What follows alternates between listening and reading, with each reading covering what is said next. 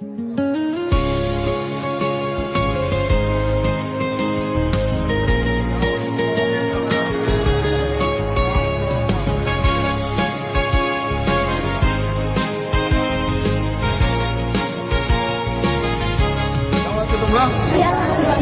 দেখলে সংসদ?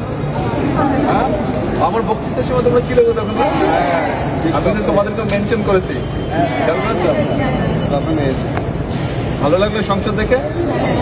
কি ছেলেরা চুপচাপ কেন? কিছু বলো। ভালো লেগেছে সংসদ?